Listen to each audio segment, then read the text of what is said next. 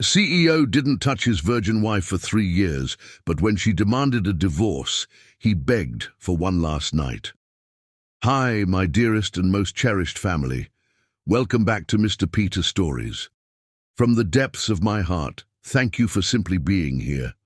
You are not just followers, you're a part of my soul's journey. I feel your love in every quiet view and your absence in every missing comment.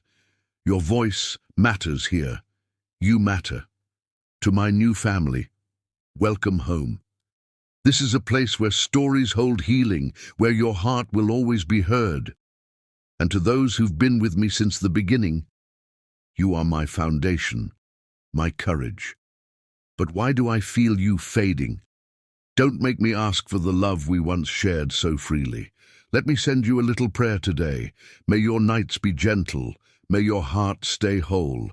May kindness follow your footsteps, and may you always feel seen, heard, and loved. If you still walk with me, please don't stay silent. Write, "I am with you," in the comments, and let your love be seen again.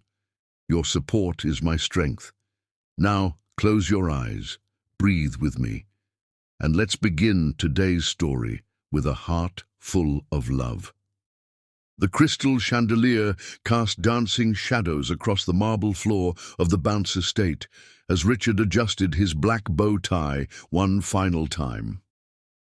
Tonight was his wedding night, yet his hands trembled not with anticipation, but with the weight of what he was about to shatter. Decca Whedon, soon to be Decca Bance, stood by the floor-to-ceiling windows of their bridal suite, still wearing her stunning ivory wedding gown. The moonlight painted her ebony skin with an ethereal glow, transforming her into something divine. Her natural hair was styled in an elegant updo, adorned with pearls that caught the light with every subtle movement. She was breathtaking, and Richard's chest tightened with the knowledge that he would never allow himself to touch her. The ceremony was beautiful, Decca said softly, not turning from the window. Her voice carried a note of uncertainty that made Richard's stomach clench. Your vows, they sounded so genuine. Richard closed his eyes briefly, remembering the words he'd spoken before 300 guests. Words about love, devotion, and forever that felt like broken glass in his throat because they could never be true. Not for him. Not when he carried the poison of his father's legacy in his veins. "Decca," he began, his voice rougher than intended. "We need to talk."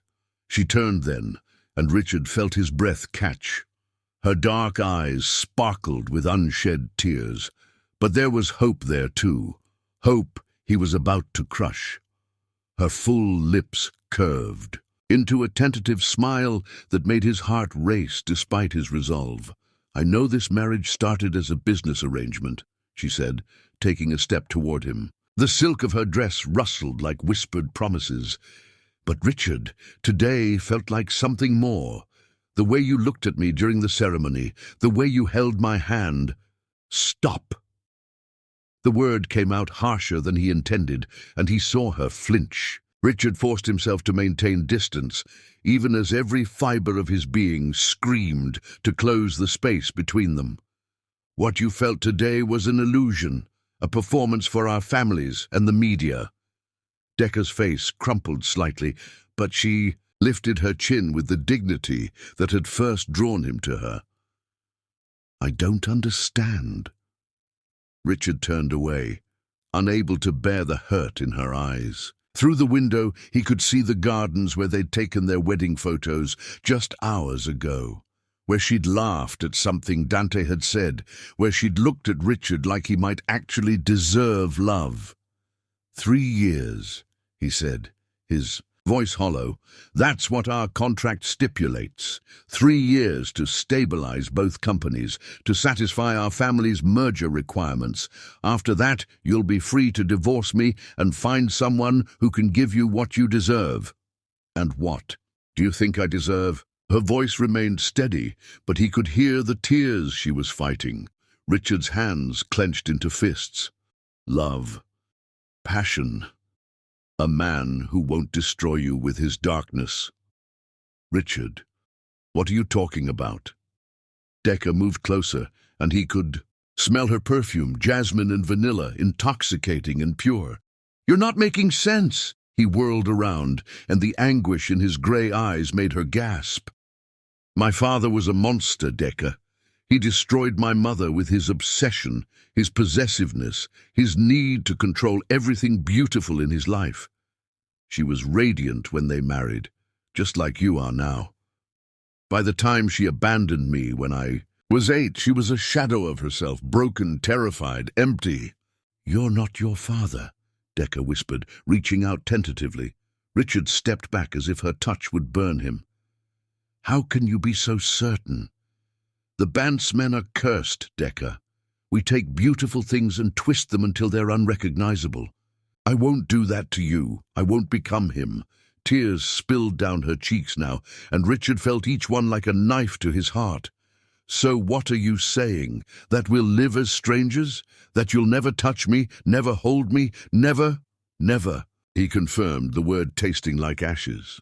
"You'll have your own wing of the house, your own life. I'll support your fashion design dreams, give you everything you need to build your career. But we'll never be husband and wife in any way that matters." Decca wrapped her arms around herself, suddenly looking fragile in her wedding gown. "And if I refuse? If I demand my rights as your wife?" Richard's jaw clenched so hard it ached. "Then you'll learn what kind of monster I really am." The silence stretched between them, heavy with unspoken words and shattered dreams. Finally, Decca straightened her shoulders, and Richard was amazed by her strength, even in this moment of devastation. "Fine," she said quietly, "if that's what you want, Richard. But I have conditions." He nodded, not trusting his voice. "I want to pursue my fashion design business without interference. I want to do charity work, to have friends, to live my life as I see fit. And I want respect from you, from your staff, from everyone who needs to believe this marriage is real." "Done," Richard agreed immediately. "Anything you need." And Richard. Her voice was stronger now, though her eyes still glistened with tears. "If you change your mind, if you decide you want a real marriage, you'll have to prove to me that you're worthy of it, because despite what you think, I'm not some fragile flower that will wilt at the first sign of passion. I'm stronger than your mother was, and I deserve better than a man who's too afraid to fight for love." With that, she moved toward the door, her wedding gown trailing behind her like fallen dreams. At the threshold, she paused without looking. "Back. The guest room in the East Wing will suffice," she said quietly. "I assume you've already made arrangements for separate quarters." Richard's throat felt raw. "The entire East Wing is yours. I'll have your belongings moved tomorrow."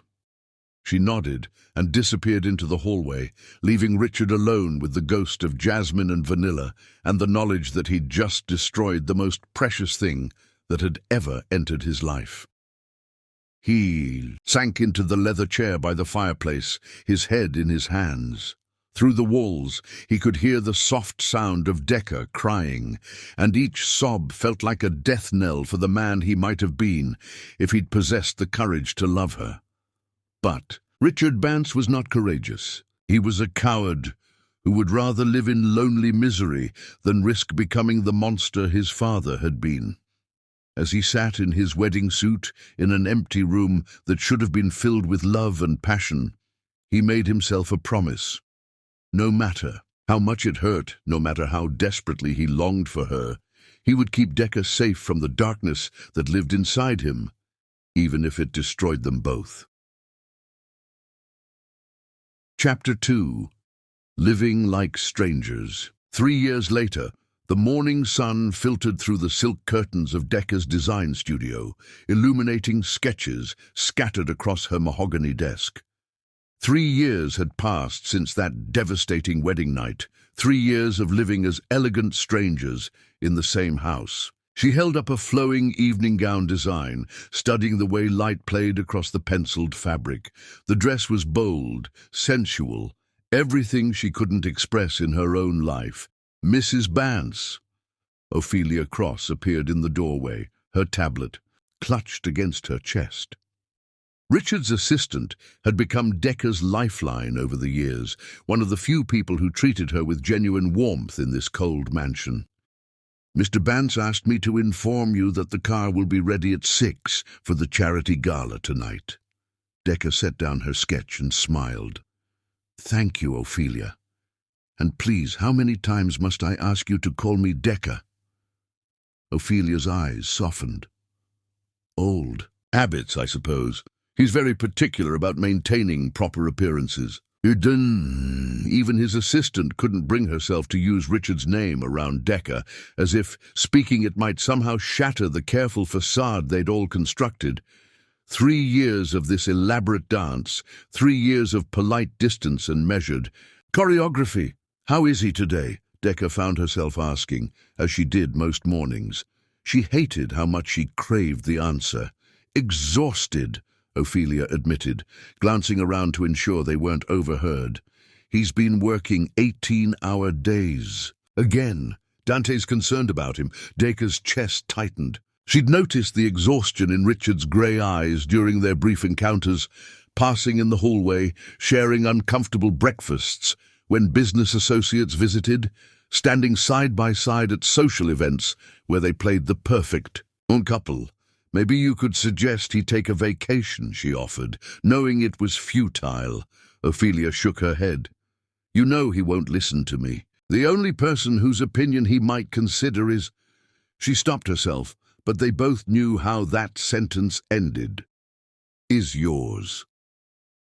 After Ophelia left, Decca returned to her sketches, but her mind wandered to the previous week's incident. She'd been in the library, researching fashion history for her upcoming collection, when she'd heard piano music drifting from the music room. Chopin's Nocturne in E-flat major, hauntingly beautiful and melancholy. She discovered Richard at the grand piano, his usually immaculate hair disheveled, his tie abandoned, playing with a passion that stole her breath. His eyes had been closed, his face a canvas of pain and longing that made her heart ache. She'd stood transfixed in the doorway, watching this man she'd married but never truly known reveal his soul through music. When he'd finally noticed her, the shutters had slammed closed over his expression, his hands freezing on the keys. "I'm sorry," she'd whispered.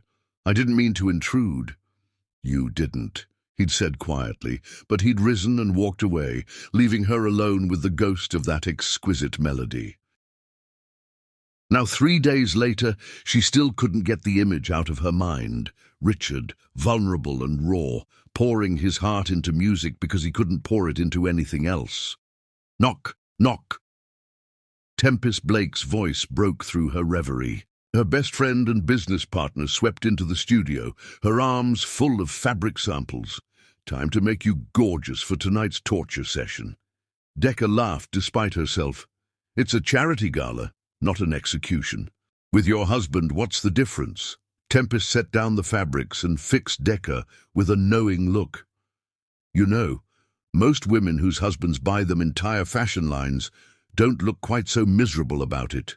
Heat flooded Decca's cheeks.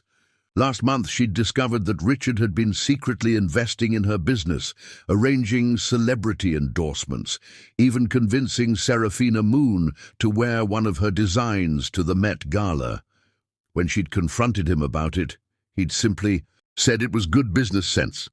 "He's fulfilling his end of our arrangement," Decca said carefully. "Bullshit."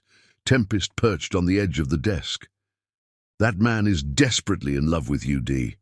The way he looks at you when he thinks no one's watching, like you're water in the desert and he's dying of thirst." Decca's heart skipped, but she forced herself to remain composed. "You're imagining things." "Am I?" "Then explain why he knows your coffee preferences better than you do. Explain why he's memorized your schedule so perfectly that you never actually encounter each other except at planned events.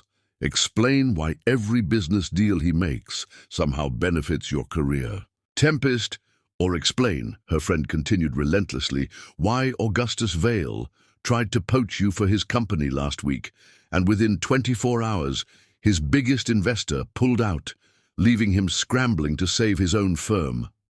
Decker's eyes widened. Richard did that?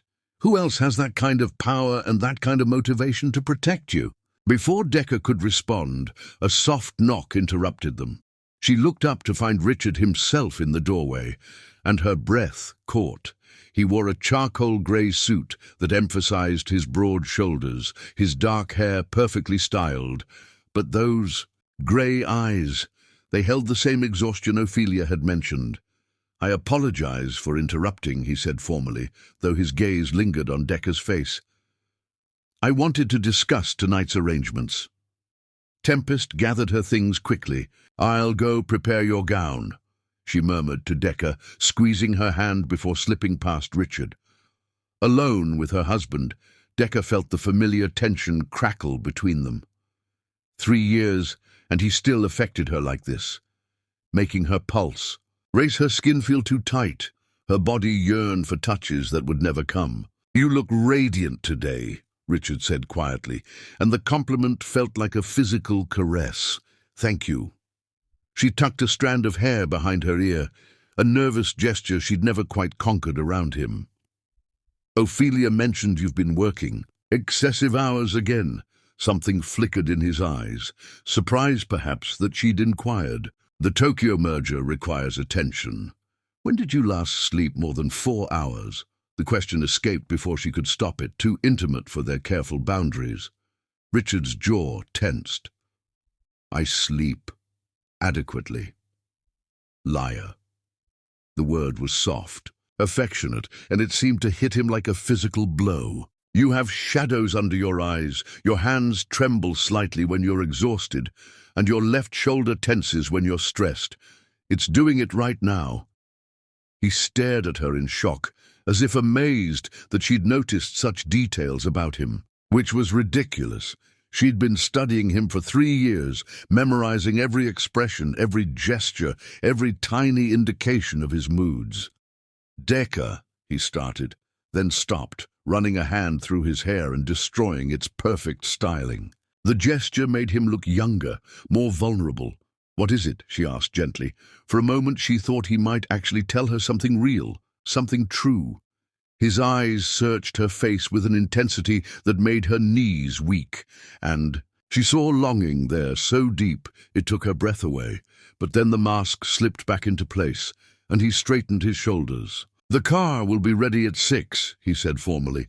"Wear the sapphire necklace. It matches your gown." As he turned to leave, Decker called after him, "Richard?" He paused without turning around. "The man who plays Chopin like his heart is breaking. That's who you really are. Not this cold stranger you pretend to be." His shoulders went rigid, and for a long moment, neither of them breathed. Then he walked away without a word, leaving Decker alone with the scent of his cologne and the certainty that beneath his icy exterior, Richard Bance was burning alive, just like she was. Chapter 3. The Divorce Papers. The grandfather clock in the foyer chimed midnight as Decker descended the marble staircase, her heels clicking against each step like a countdown to freedom. In her hands, she carried the manila envelope that would end 3 years of exquisite torture, 3 years of loving a man who refused to love her back. Richard stood in his study, silhouetted against the massive windows that overlooked the garden. Still in his tuxedo from the charity gala, he'd loosened his bow tie, and his dark hair was disheveled, as if he'd been running his hands through it. The sight of him made her chest constrict with familiar pain. Tonight had been the final straw. They danced, one obligatory dance for the photographers, and for those 3 minutes held in his arms, she'd felt like his genuine wife. The way he'd looked down at her, the way his hand had trembled against her waist, the way his breath had caught when she'd smiled up at him. It had been pure magic, until the music ended, and he'd stepped away so quickly you'd think she'd scorched him. "Richard." Her voice was steady, despite the storm raging inside her chest. He turned, and even in the dim light, she could see the exhaustion etched into his handsome features. At 35, he was more devastatingly attractive than ever, but the loneliness had carved deep lines around his grey eyes. "Decker, you should be sleeping." His voice was rough, intimate in the darkness. "So should you." She moved closer, noting the half-empty tumbler of whiskey on his desk, the scattered papers that suggested he'd been working even after they'd returned from the gala. "But I suppose neither of us is very good at doing what we should." Richard's gaze dropped to the envelope in her hands, and she saw his entire body go rigid. "What's that?" Her throat felt tight, but she'd rehearsed these words for weeks. 3 years, Richard. That was our agreement. 3 years to stabilize the companies, to satisfy our family's requirements. Well, both Bance Industries and Whedon Enterprises are thriving. The merger was a success. Our obligation to each other is complete. Decker, these are divorce papers." She held out the envelope, her hand remarkably steady. "I've already signed them. All they need is your signature, and we can both be free." Richard stared at the envelope as if it were a venomous snake. "Free," he repeated hollowly. "Yes." She forced brightness into her voice, though her heart was fragmenting. "Free to find genuine love, authentic marriage, real happiness. Isn't that what you wanted for me?" Something dangerous flashed in Richard's eyes. "And what makes you think I'll simply let you walk away?" The question hung between them, loaded with 3 years of unspoken tension. Decker felt her pulse accelerate, but she lifted her chin defiantly. "Because you're a good man, Richard Bance, no matter what demons you think you're fighting. And good men don't keep women prisoner in loveless marriages." Loveless. The word came out like a curse. Richard moved closer, and Decker caught the scent of his cologne, mixed with whiskey, and something uniquely him that made her knees weak. "Is that what you think this is? What else would you call it?" She struggled to keep her voice level. "We live like polite strangers. We sleep in separate wings of the house. We've never even—" She stopped, heat flooding her cheeks. "Never even what, Decker?" His voice was dangerously soft now, and he was close enough that she could see the gold flecks in his grey eyes. "You know what?" she whispered. "Say it." The command was quiet but absolute. "Tell me what we've never done." Her breath came faster. "We've never made love. We've never even kissed except for show. You've never touched me like a husband touches his wife. And you think that's because I don't want to?" The question was raw, tortured. Decker's eyes filled with tears. "I know it is. You made that clear on our wedding night." Richard laughed, but there was no humor in it. "God, you have no idea, do you? No idea what it's cost me to stay away from you? No idea how many nights I've stood outside your door, fighting every instinct I have? No idea how beautiful you are, how perfect, how completely you've destroyed every defense I've ever built?" The envelope slipped from Decker's numb fingers, fluttering to the Persian rug. "Richard, do you want to know the truth?" He backed her against his desk, his hands gripping the mahogany on either side of her, caging her in. "The truth is that I've been in love with you since the day you walked into my office 3 years ago, all fierce determination and quiet dignity. The truth is that every morning I wake up wanting you so desperately it's a physical ache.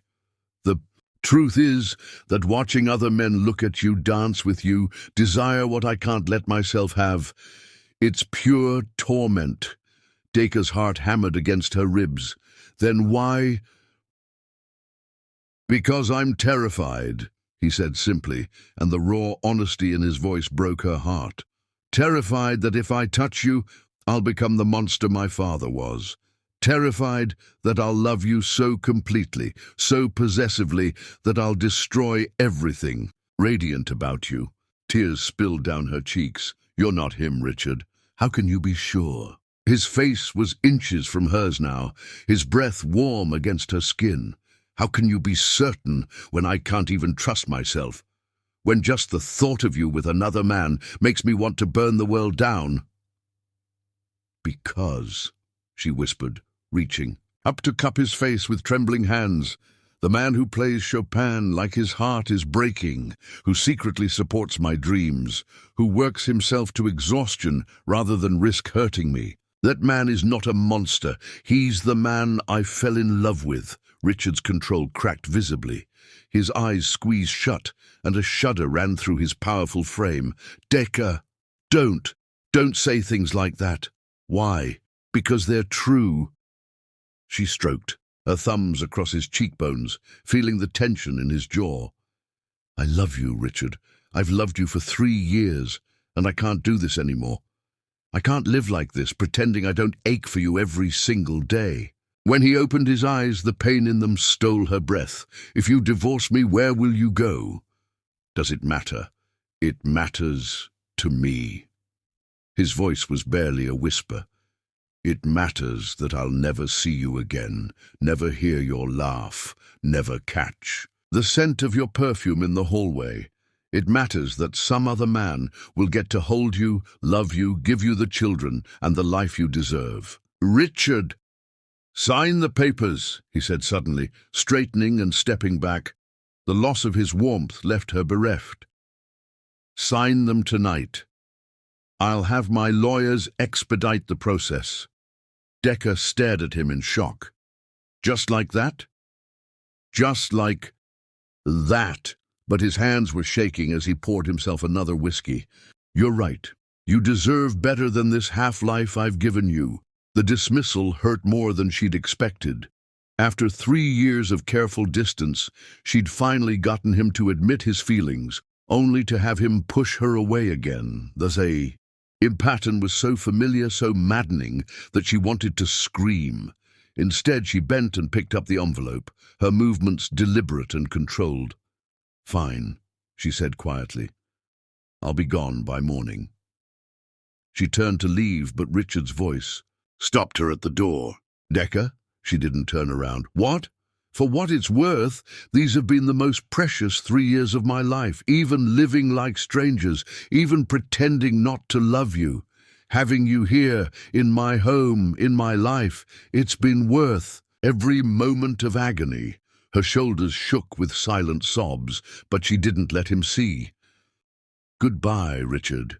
As she walked away, she heard the crash of crystal against the wall, followed by a sound that might have been her name torn from his throat like a prayer.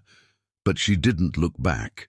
She couldn't, because if she did, she'd never find the strength to leave the man who was too afraid to love her the way she deserved to be loved. Chapter 4. Richard's Desperate Plea. Dawn was painting the sky in shades of rose and gold when Decca finally finished packing. Her Louis Vuitton suitcases sat by the door of her suite, filled with 3 years of memories and carefully folded dreams. The rest, the furniture, the artwork, the life she'd built in the East Wing would remain behind, monuments to a love that had never been allowed to flourish. She'd changed into a simple black dress, professional and impersonal, the kind of outfit that announced she was ready to face the world as Decca Whedon again, not Mrs. Bance. Her wedding ring sat on the marble vanity, the diamond catching the morning light like crystallized tears. A soft knock at her door made her heart skip, but when she opened it, she found Ophelia standing in the hallway with red-rimmed eyes and a silver tray. "I thought you might want some coffee before you leave," Ophelia said quietly, setting the tray on the small table by the window. "It's prepared exactly the way you like it." Decca's throat tightened. Even Richard's assistant had become family. Over the years, one of the few bright spots in her isolated existence. "Thank you, Ophelia, for everything. Mrs. Bance, Decca, I want you to know that you've been the most wonderful part of working here. You brought light to this house, warmth to places that had been cold for so long." Ophelia's voice wavered. "He's going to be lost without you." "He made his choice," Decca said softly, though the words felt like glass in her throat. "Did he?" Ophelia asked, and there was something in her tone that made Decca look up sharply. "Because from where I'm standing, it looks like a man who's terrified of his own feelings, making the worst mistake of his life. Before Decker could respond, Ophelia was gone, leaving her alone with her coffee and the crushing weight of finality. In an hour, Tempest would arrive to drive her to the airport. By noon, she'd be back in her childhood home, trying to figure out how to rebuild a life without the man who'd become her whole world. She was reaching for her coffee when footsteps in the hallway made her freeze. Heavy, uneven, stumbling, not the measured stride of staff or the quick clip of Ophelia's heels. These footsteps belonged to someone who was either drunk or devastated, possibly both. The knock, when it came, was barely audible. 3 soft taps that somehow conveyed more desperation than pounding would have. Decker's hand trembled as she reached for the door handle. She knew who it was before she opened it, but nothing could have prepared her for the sight of Richard Bance completely undone. He still wore last night's tuxedo, but the bow tie was gone, the shirt unbuttoned to reveal the strong column of his throat. His usually immaculate hair stood in dark waves, as if he'd been running his hands through it for hours, but it was his eyes that shattered her heart. Red-rimmed, wild, filled with a pain so profound it stole her breath. Richard. His name was a whisper on her lips. Don't go. The words tumbled out of him, raw and desperate. Please, God, Decker, don't go. She stepped back instinctively, and he followed her into the room, the door closing behind him with a soft click. He looked around at her packed suitcases, the impersonal space that no longer held any trace of her presence, and something inside him seemed to fracture. I signed the papers, he said, his voice breaking. They're on your vanity. All the legal documents, the financial arrangements, everything you'll need. You're free, exactly as you wanted. Decker's gaze flew to the vanity, where indeed a thick stack of papers sat beside her wedding ring, her freedom, purchased with his signature and sealed with his anguish. Thank you, she managed. Don't thank me. He laughed bitterly. Don't thank me for being the biggest fool who ever lived. Don't thank me for wasting 3 years that we could have spent. He stopped, his voice cracking completely. Richard, you're drunk. Not drunk enough, he said. But his words weren't slurred. If anything, his pain had burned away the alcohol, leaving him crystalline in his agony. Not nearly drunk enough to forget the look on your face when I pushed you away. Not drunk enough to stop imagining you in another man's arms, another man's bed, another man's life. Heat flooded Decker's cheeks, but she forced herself to remain calm. That's what you want, remember. For me to find someone who can love me properly. What I want, Richard said, moving closer with the predatory grace that had first attracted her, is to burn down the world rather than let another man touch you. What I want is to lock you in this room and spend the rest of my life proving how much I love you. What I want is to be the man you deserve instead of the coward I've become. Decker's pulse quickened. You're not a coward. I am. He reached out, his fingers hovering just inches from her face, not quite touching. I'm a coward who spent 3 years worshipping you from a distance because I was too afraid to risk destroying you. Too afraid to trust that love doesn't have to be toxic, that passion doesn't have to be possessive. And now, she whispered, now I'm more afraid of losing you than I am of becoming my father. His hand finally made contact, cupping her cheek with infinite tenderness. Now I realize that living without you isn't protecting you. It's killing us both. Decker leaned into his touch, despite herself, her eyes fluttering closed. 3 years. 3 years she'd dreamed of this moment, of Richard finally choosing her over his fear. It's too late, she said softly, even as her heart screamed the opposite. Is it? His thumb traced across her cheekbone, catching a tear she didn't realize had fallen. Because I have a proposition for you. She opened her eyes, seeing hope and terror warring in his grey gaze. One night, he said, his voice barely above a whisper. Give me one night to show you who I truly am underneath all this fear and self-loathing. One night to love you the way I should have been loving you all along. Richard, if I disappoint you, if I prove that I really am the monster I've always believed myself to be, then you walk away tomorrow with my blessing. But if I can show you that I'm capable of change, that 3 years of therapy and self-reflection have taught me the difference between love and possession. He swallowed hard. Then maybe you'll consider giving us a genuine chance. Decca stared at him, her heart hammering against her ribs. You've been in therapy. A rueful smile ghosted across his lips. For 2 years. Dr. Sage Winters. Dante insisted, after he found me in my office at 3 a.m., drunk and talking to your portrait like you could hear me. There's a portrait of me.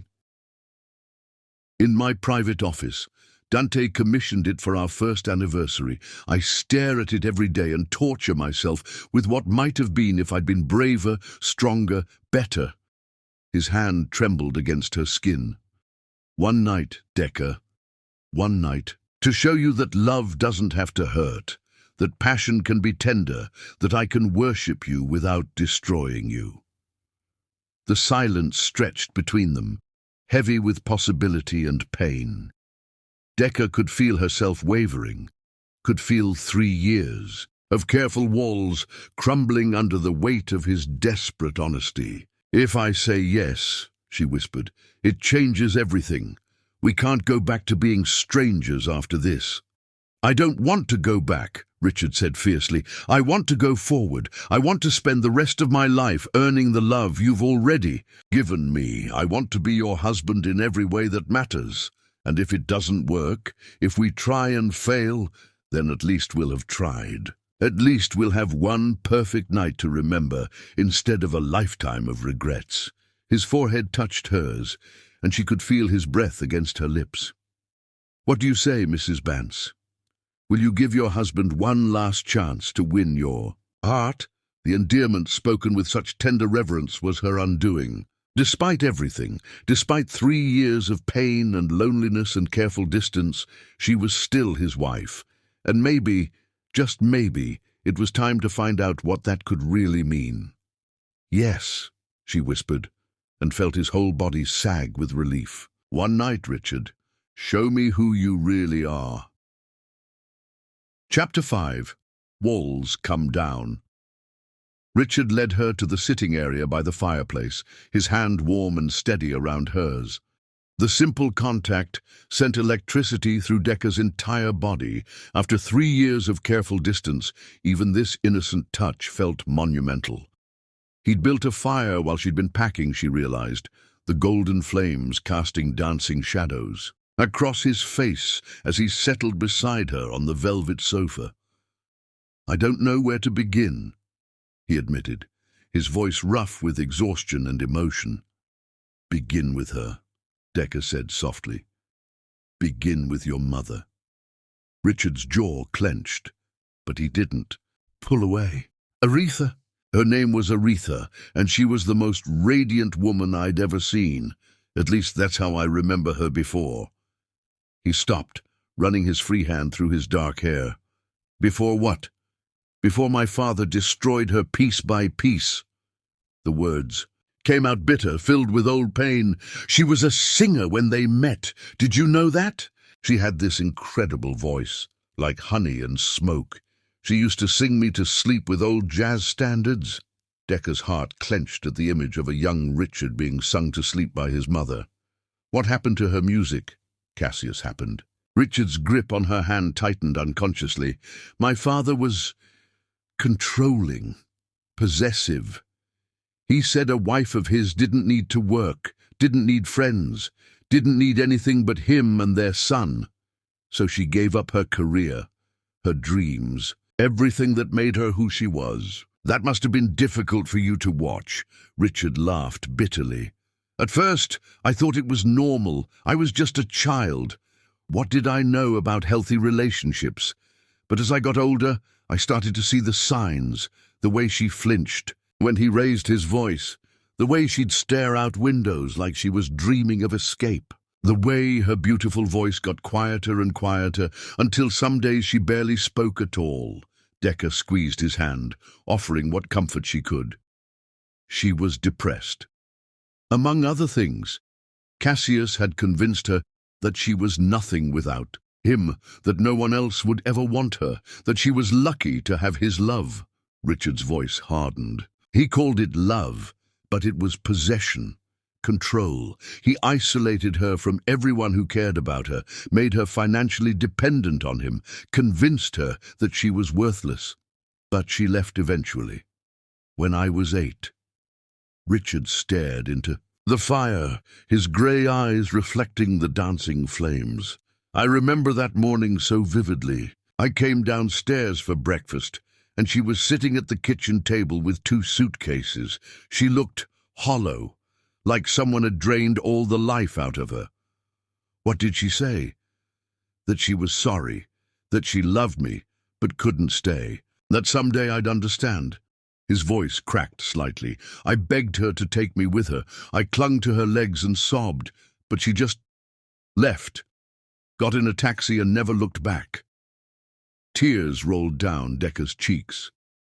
Richard, I'm so sorry. The worst part, he continued, his voice barely above a whisper, was what my father said after she was gone.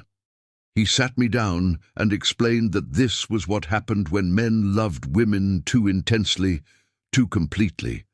That love was dangerous, destructive, that women were fragile creatures who couldn't handle genuine passion, real devotion. That's not love, Decker said fiercely. What your father did to your mother, that wasn't love, that was abuse.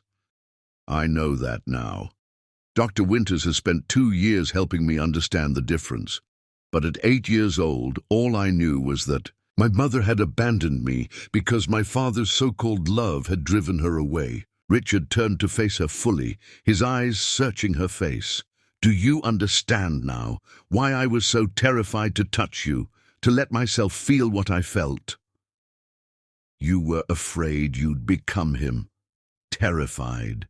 Because the way I love you, Decker, it's consuming, it's all-encompassing. When I see you laugh, my whole world lights up. When I see you cry, I want to destroy whatever caused your pain. When I imagine you with another man, his jaw clenched, the rage I feel is primal, possessive, exactly the kind of toxic emotion that destroyed my mother. Decker pulled her hands free and reached up to cup his face, forcing him to meet her eyes. But you've never acted on that rage. You've never tried to control me or isolate me. You've done the opposite. You've given me complete freedom, supported my dreams, encouraged my independence. Because I was fighting it every day, Richard said, leaning into her touch. Fighting the urge to lock you away where only I could see you, where no other man could look at you the way I do. And that fight, that self-control, that's what proves you're not your father. Decker's thumbs stroked across his cheekbones.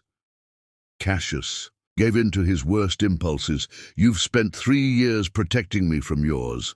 Something shifted in Richard's expression, a glimmer of hope breaking through the darkness. Dr. Winters said something similar. She said that self-awareness was the first step toward healing, that the fact that I recognized the pattern meant I could break it. She sounds like a wise woman. She also said that I was punishing both of us for crimes I never committed. Richard's smile was rueful. Apparently, choosing to be alone rather than risk hurting someone is just another form of emotional unavailability. Decker felt a laugh bubble up, despite the emotional intensity of their conversation. She definitely sounds wise. Your turn, Richard said softly, his hands coming up to cover hers where they still cupped his face. Tell me why you stayed. Tell me why you put up with 3 years of a husband who couldn't touch you. The request caught her off guard, and she felt heat flood her cheeks. Richard, please, I need to understand. I need to know what I did to deserve a woman who would wait 3 years for a man too broken to love her properly. Decker took a shaky breath, gathering courage from the warmth in his eyes.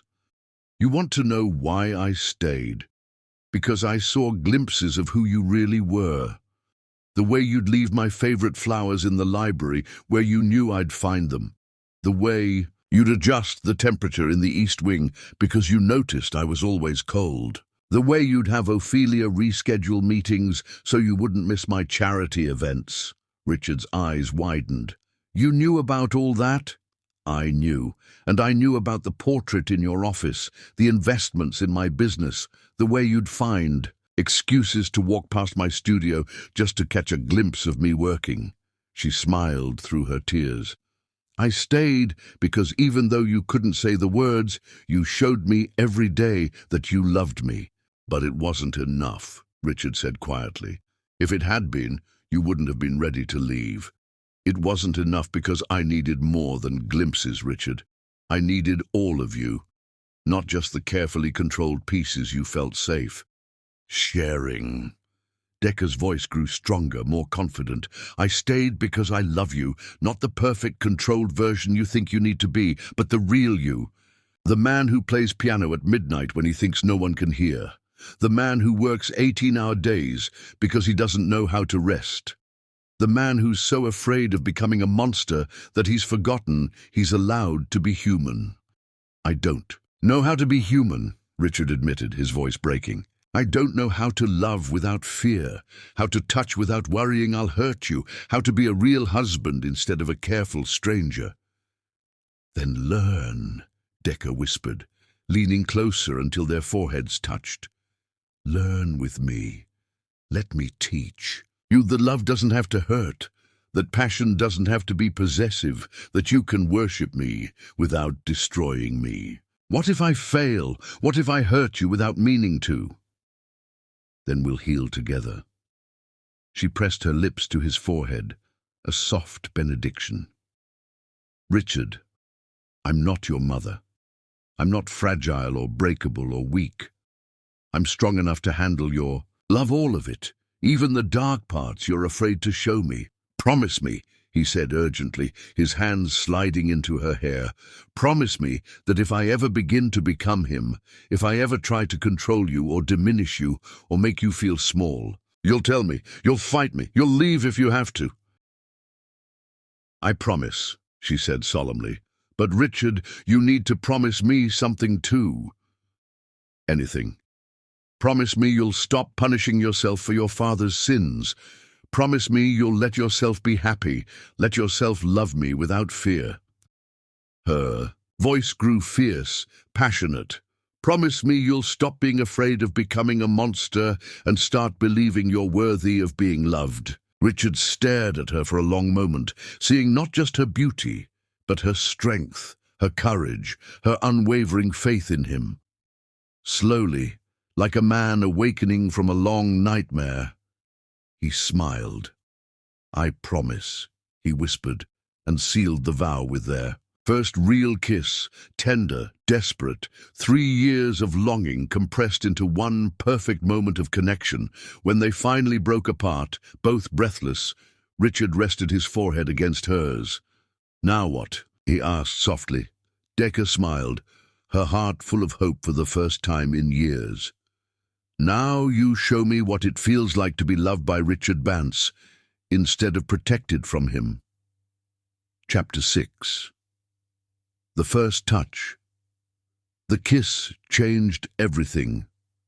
3 years of careful distance, of stolen glances and unspoken longing, dissolved in the space between one heartbeat and the next. When Richard's lips touched hers, soft and tentative at first, then with growing confidence, Decker felt like she was finally coming home. God, Decker, he breathed against her mouth, his voice rough with wonder and years of suppressed desire. I've dreamed of this so many times, imagined what you'd taste like, what you'd feel like in my arms, but nothing could have prepared me for how exquisite you are. His hands framed her face with infinite tenderness, thumbs tracing the high curve of her cheekbones as if she were made of the finest porcelain.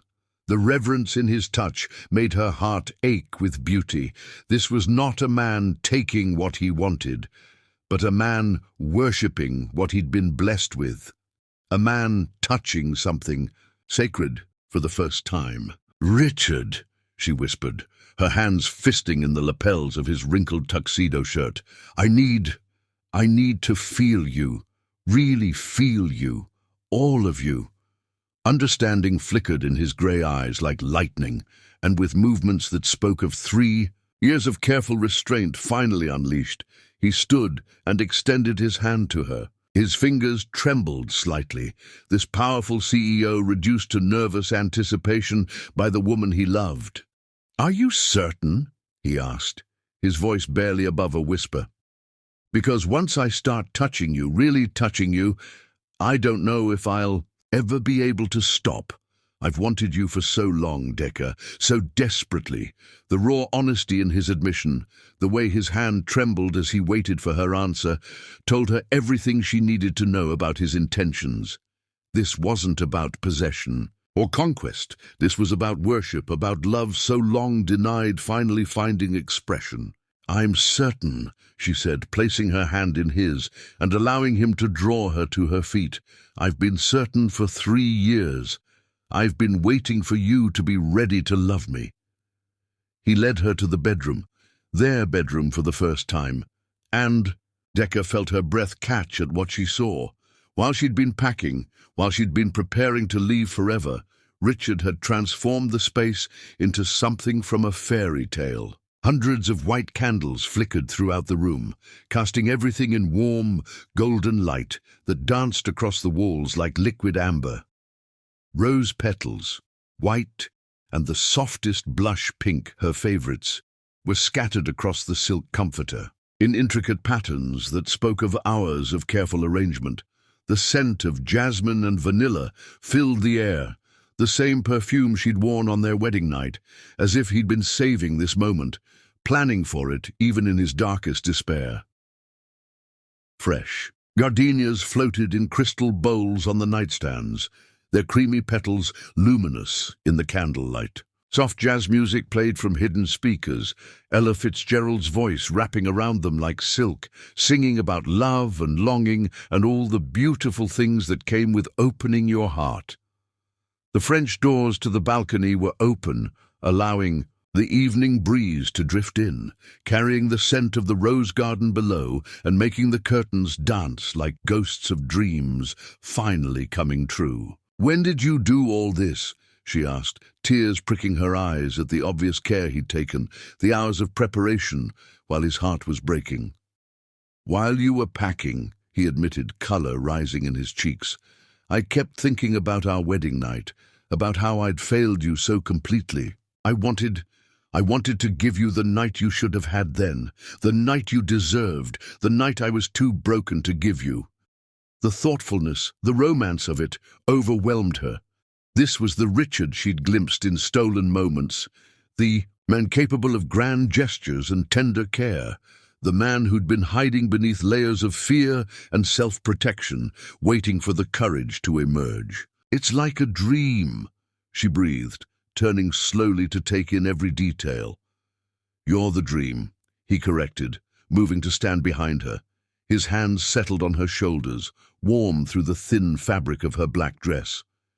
"You've always been the dream I was too afraid to believe could come true." She leaned back against his chest, feeling the steady rhythm of his heartbeat against her spine, feeling the tension in his powerful frame as he fought for control. "You don't have to be afraid anymore." "I know," he said softly, his lips finding the sensitive spot where her neck met her shoulder. "For the first time in my life, I'm not afraid. You've made me brave, Decker. You've made me whole." The kiss he pressed there was soft, exploratory, as if he were mapping new territory. Decker's eyes fluttered closed as he continued his gentle assault, his mouth trailing along the column of her throat with reverent attention. Each touch was a promise, a vow to worship her the way she deserved, a declaration that he would spend the rest of his life making up for the time they'd lost. "Turn around," he requested softly, his voice rough with desire and something deeper, love so profound it changed the very air between them. When she did, the look in his eyes stole her breath. There was love there, yes, but also wonder, as if he couldn't quite believe he was finally allowed to touch her, to love her without fear. His hands moved to the zipper of her dress, pausing at the base of her neck. "May I?" he asked, and the gentle formality of the question, the way he sought her permission for everything, made her heart overflow with love for this complicated, beautiful man. "Yes," she whispered. "Yes to everything, Richard. Yes to all of it." Slowly, reverently, he drew the zipper down, his knuckles brushing against her skin as the black fabric parted. The dress pooled at her feet like dark water, leaving her standing before him in delicate lace that complemented her ebony skin beautifully. She should have felt exposed, vulnerable, but the way Richard looked at her, like she was a goddess made flesh, like she was the most beautiful thing he'd ever seen, made her feel powerful instead. "Exquisite," he whispered, his hands hovering, just above her skin, not quite touching. "You're absolutely exquisite. Perfect and radiant, and so beautiful it hurts to look at you." "Richard, please," she said softly, catching his hands and pressing them to her waist. "Touch me, really touch me. I need to feel your hands on me. I've dreamed of it for so long." The contact seemed to break the last of his restraint. His hands mapped her body with slow, deliberate care.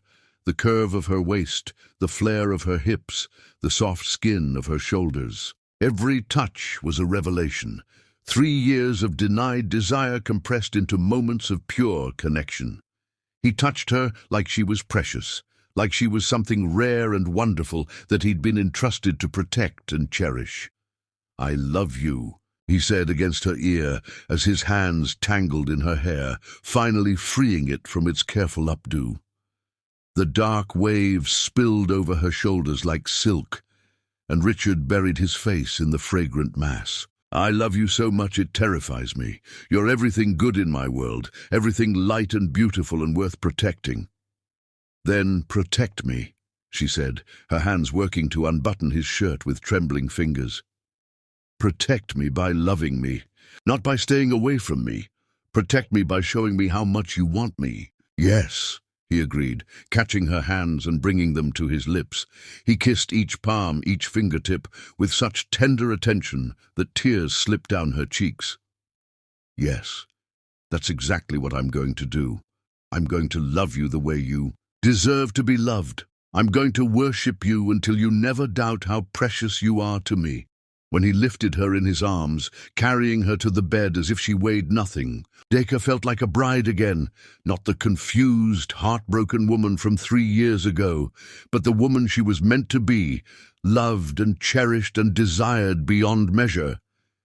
He laid her down among the rose petals with infinite care, then stood for a moment just looking at her.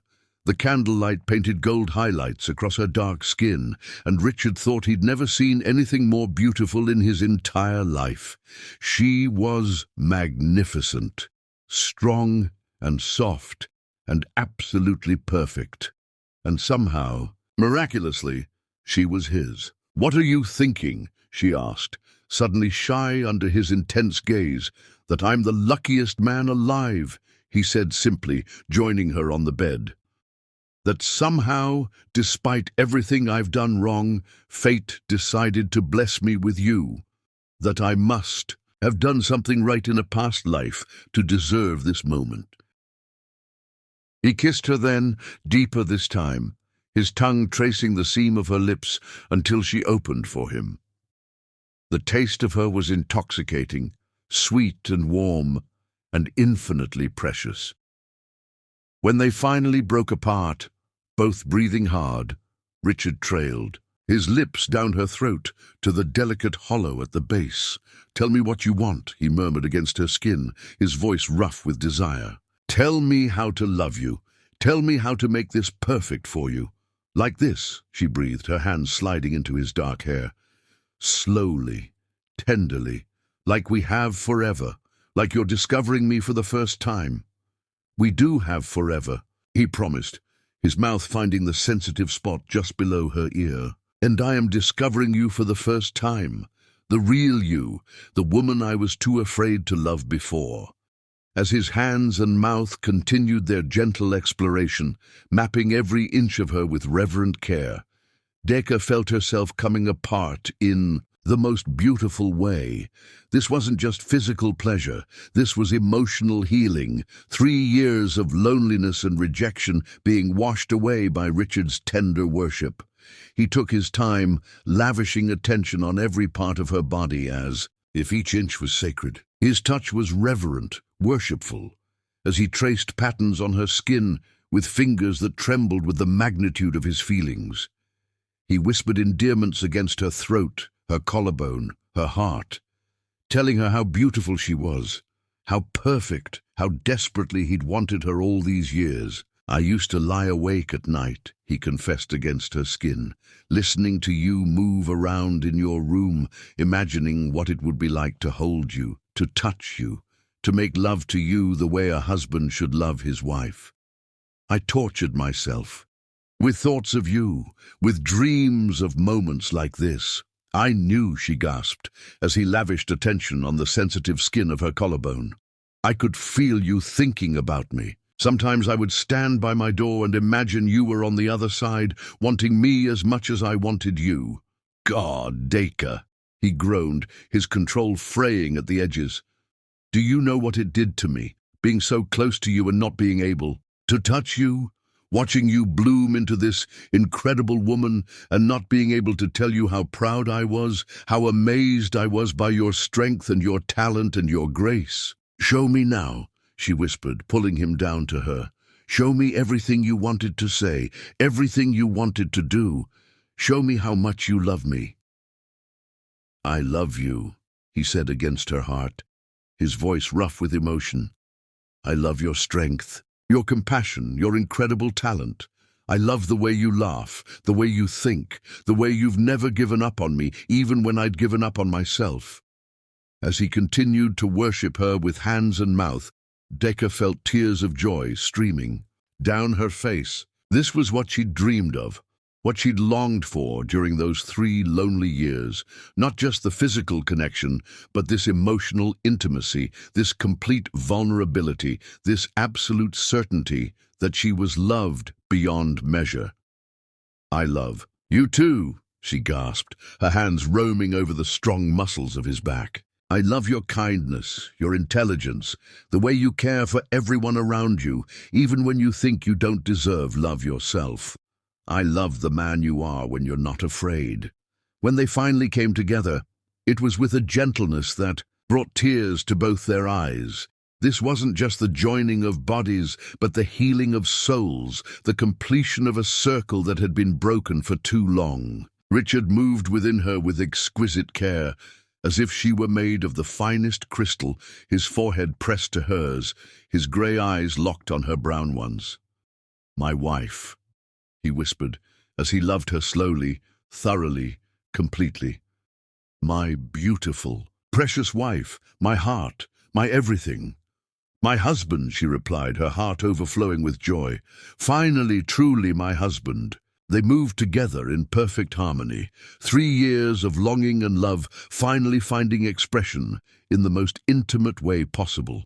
Every touch was electric, every kiss a promise, every movement a declaration of love so profound it seemed to change the very air around them. When release finally claimed them, it was together, their cries of pleasure mixing with whispered declarations of love, their bodies trembling with the force of their connection. In that moment, they weren't just husband and wife, they were soulmates, 2 halves of the same whole finally reunited.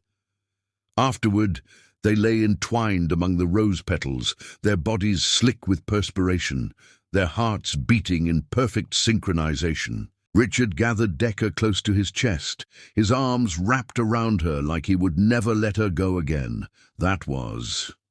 Decca began, then trailed off, unable to find words for the magnitude of what had just happened between them. Perfect, Richard. Finished, pressing soft kisses to her temple. You were perfect, we were perfect.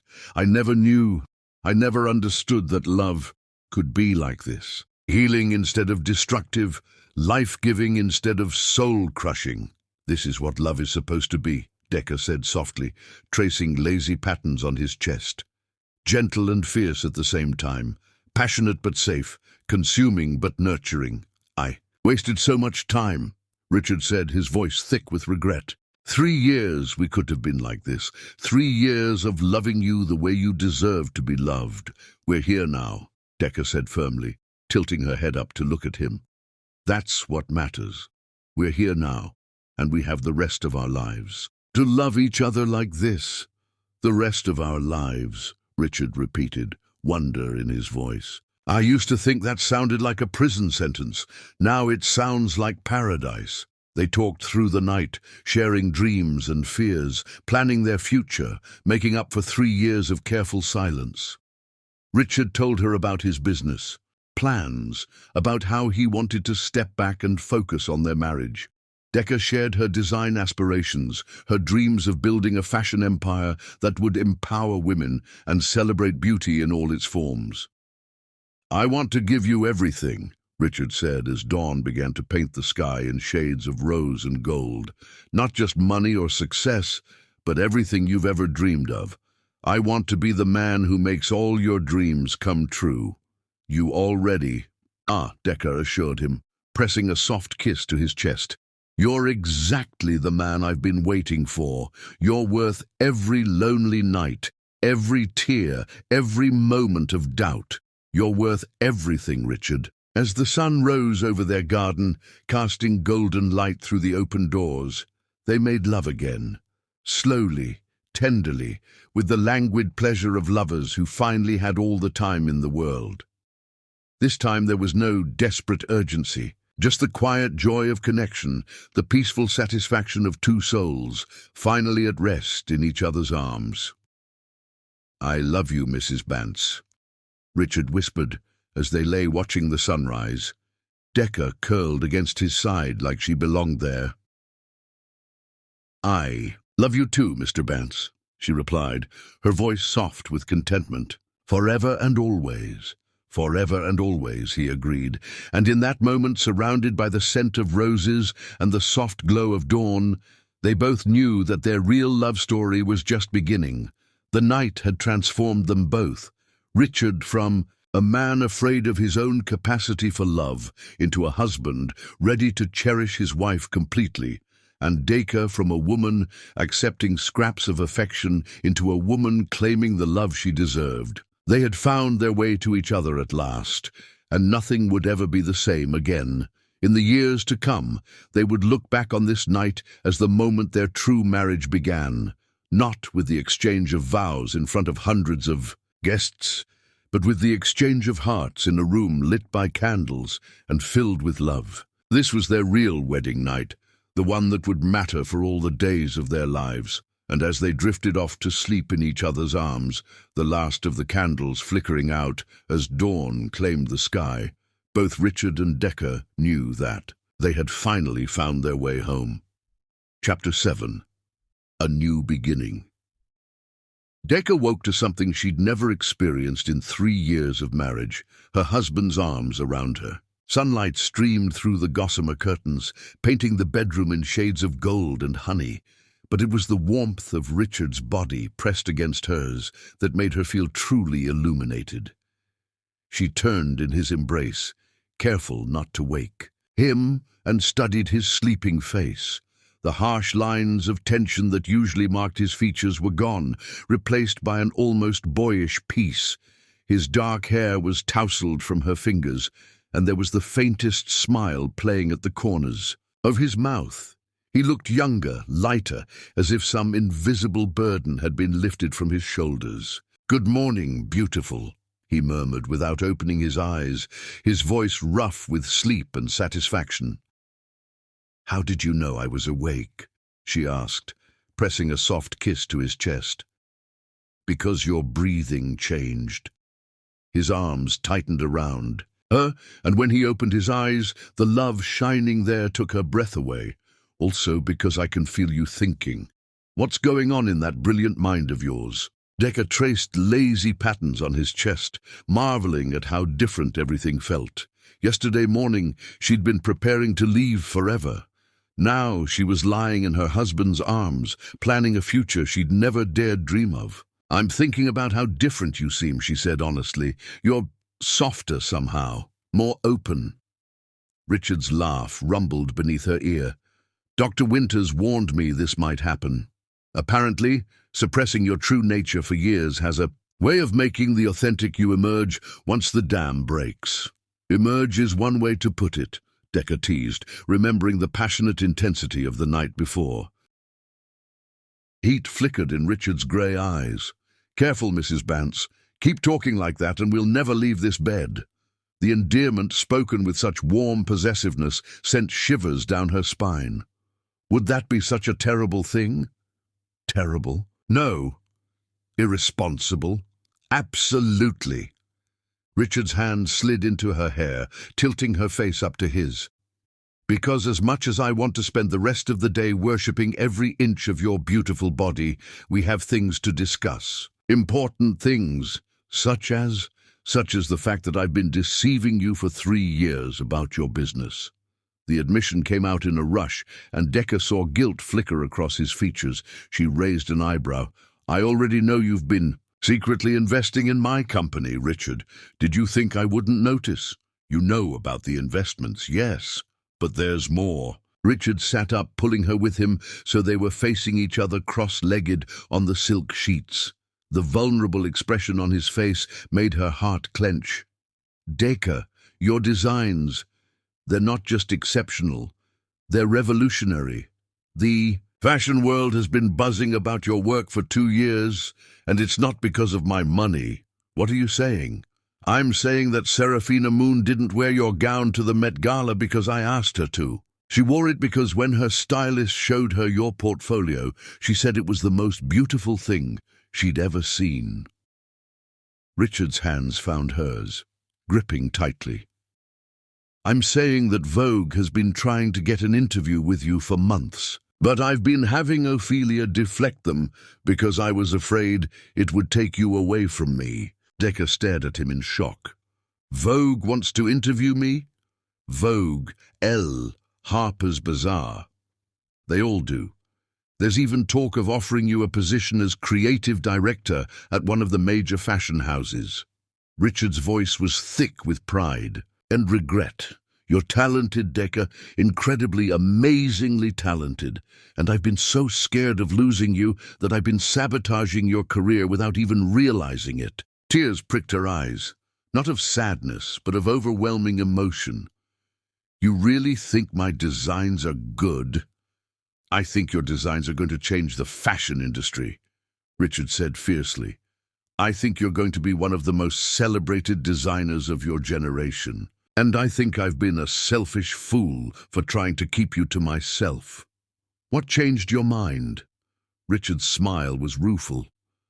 "The realization that loving someone means wanting them to shine, not hiding their light under a bushel.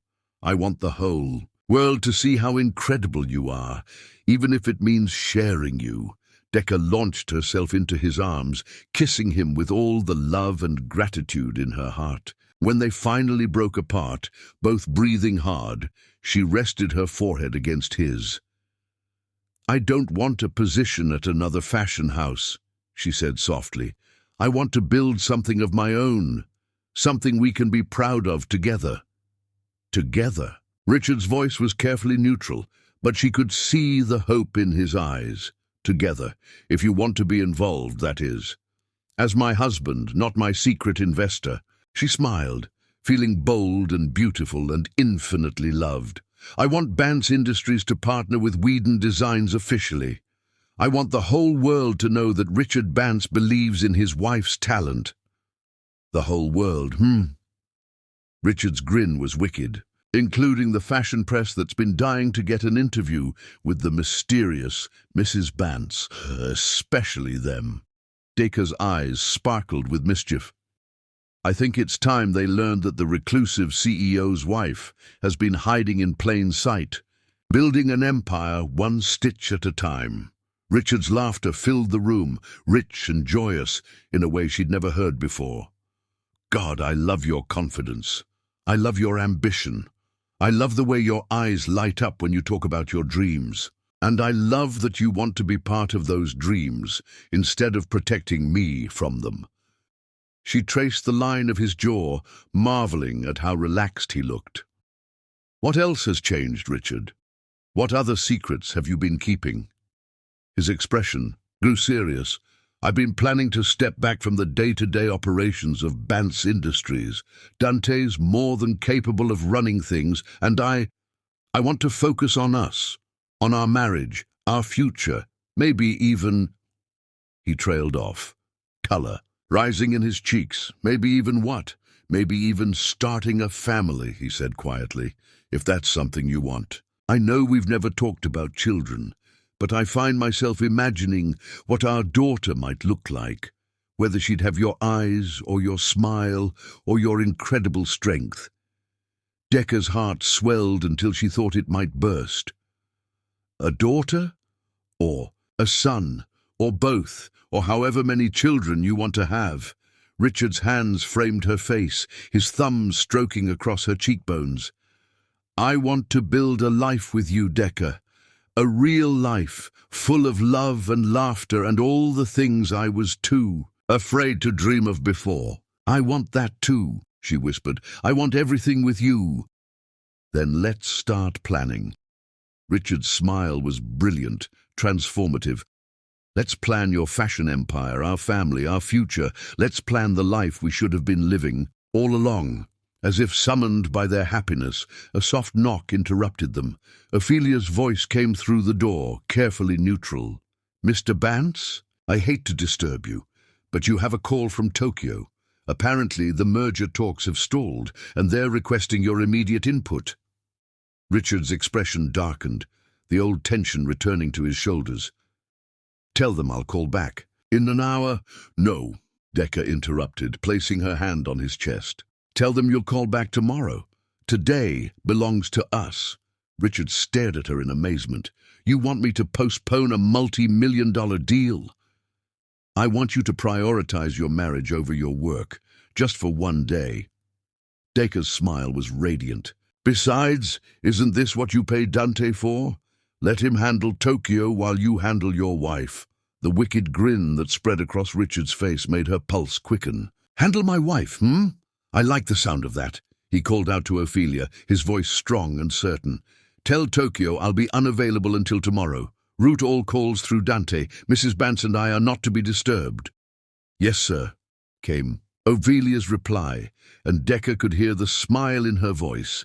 As footsteps retreated down the hallway, Richard turned back to Decca with an expression of pure adoration. "Now, where were we, Mrs. Bance? I believe you were promising to show me what the rest of our life is going to look like," she said, pulling him down for another kiss. "Then let me start with today," he murmured against her lips, "and then tomorrow, and every day after that, for the rest of our lives." And as the morning sun climbed higher in the sky, painting their bedroom in shades of gold and promise, Richard kept that vow in the most beautiful way possible. Chapter 8. Facing the Past. 2 weeks into their new beginning, Richard's carefully reconstructed world received an earthquake that threatened to topple everything he'd built.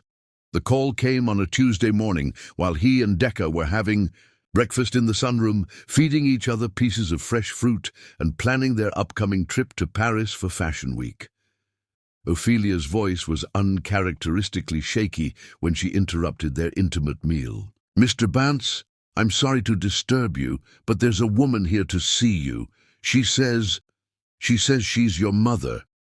The piece of mango Decca had been offering Richard fell from her fingers, forgotten. The color drained from her husband's face as he slowly set down his coffee cup, his hands trembling slightly. "That's impossible," he said quietly. "My mother is dead to me." "Sir, she's quite insistent. She says her name is Aretha Bance, and she resembles you, sir. Around the eyes."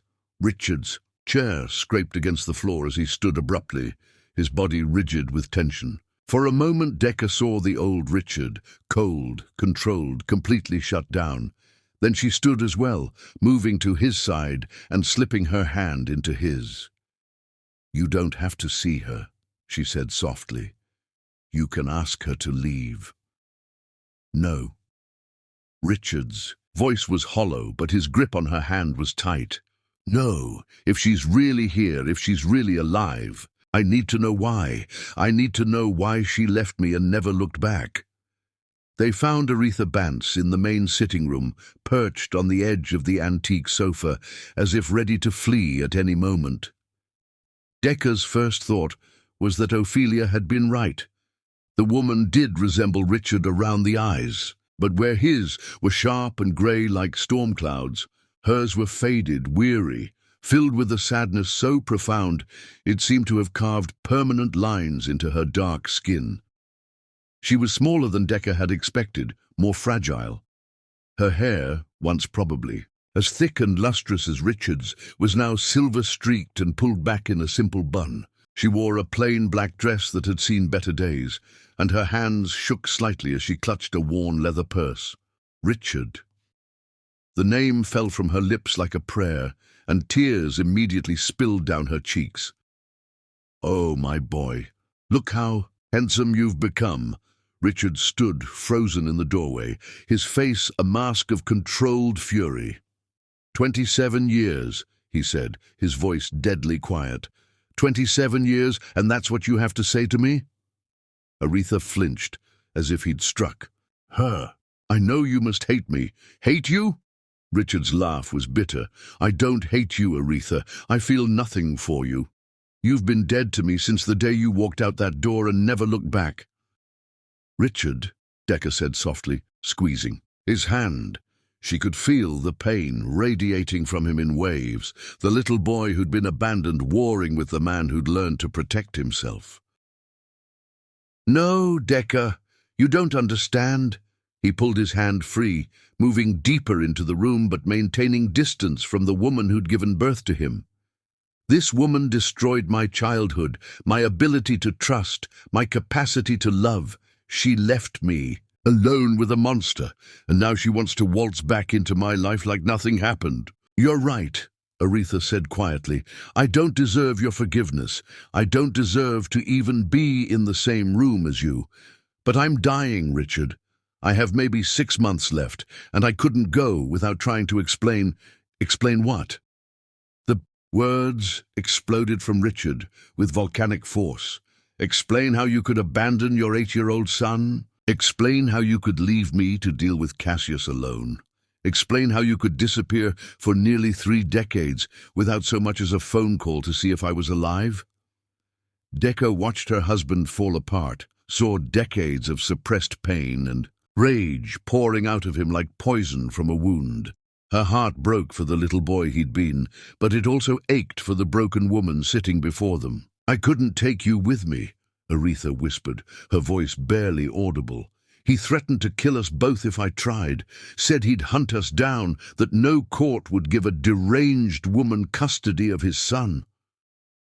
"You could have fought for me." "With what?" Aretha's voice gained strength, desperation making her bold. "He'd isolated me from my family, my friends, anyone who might have helped. He controlled all the money, all the connections. I was nobody, Richard. A frightened woman with no resources and no power against one of the most influential men in the city." "So you just gave up," Richard said. But Decca heard the crack in his voice, the first sign that her husband's anger was giving way to something deeper. "I saved my life," Aretha said firmly. "And by leaving, I saved yours too. You think Cassius was terrible before, when he realized I was planning to leave, when he suspected I might try to take you. The things he threatened to do, Richard, the things he promised he'd do to both of us." "Like what?" The question came from Decca, who moved closer to Richard's side, offering silent support. Aretha's eyes flicked to her, taking in the obvious love and partnership between them. "You must be Decca. I've seen the photos in the society pages. You're even more beautiful in person. What did he threaten to do?" Decca repeated, ignoring the deflection. "He said he'd make it look like an accident, a car crash maybe, or a break-in gone wrong. Said he had connections in the police department, judges, who owed him favors. Said no one would question the tragic death of an unstable woman and her unfortunate son. Aretha's hands shook as she spoke. I believed him, because I'd seen what he was capable of, the way he could destroy people with a phone call, ruin lives. With a word, Richard sank into a chair, his face pale. He never threatened me directly. After you left, he was different, cold, distant, but not violent. Because you reminded him of me, Aretha said sadly. Every time he looked at you, he saw the woman who dared to leave him, but you were also his legacy, his heir. He needed you functional, successful, so he channeled his rage into making sure you'd never be weak like I was. By teaching me that love was dangerous, Richard said quietly, by convincing me that passion destroyed everything it touched. I'm so sorry. The words came out broken, desperate. I hoped that distance would make him lose interest, that eventually I could come back for you. But years passed, and I was so broken, so afraid. By the time I got my life together, you were an adult, successful, and I thought you were better off without me. Dacre felt tears streaming down her face as she watched 3 decades of pain play out in front of her. What changed your mind? The diagnosis, Aretha said simply. When the doctors told me I had 6 months, maybe less, all I could think about was dying without ever telling him the truth. Without him knowing that leaving him was the hardest thing I'd ever done, that not a day passed that I didn't think about him, pray for him, love him from afar. Richard was quiet for a long moment. His hands clasped so tightly, his knuckles were white. When he finally spoke, his voice was raw with emotion. I used to have nightmares that you'd come back, he said. That you'd appear at my door and beg for forgiveness, and I'd have to choose between loving you and protecting myself. I never imagined it would feel like this. How does it feel? Aretha asked hopefully. Like I'm 8 years old again, Richard admitted. Scared and angry and desperate for my mother. I'm here now, she whispered. I know it's too late. I know I don't deserve it, but I'm here. Decca watched her husband struggle, saw the war between his adult understanding and his childhood wounds. Without hesitation, she moved to kneel beside his chair, taking his hands in hers. You don't have to decide everything right now, she said softly. You don't have to forgive her or accept her or anything else, but maybe you could start with listening. Richard looked at his wife. This incredible woman who'd seen him at his worst and loved him anyway, and felt something shift inside. His chest. The little boy who'd been abandoned was still there, still wounded, but he was no longer alone. Tell me about the years after you left, he said finally, his voice steady. Tell me what happened to you. And as Aretha began to speak, telling the story of her long journey from broken woman to cautious survivor, Richard began to understand that sometimes the people who hurt us most are fighting battles we can't see. Healing, he realized, wasn't just about moving forward. Sometimes it was about going back and making peace with the past. Chapter 9. Public Declaration. The annual Midnight Foundation Gala was the social event of the season, drawing New York's elite to the Metropolitan Museum of Art for an evening of champagne, charity, and carefully orchestrated networking. But tonight would be different.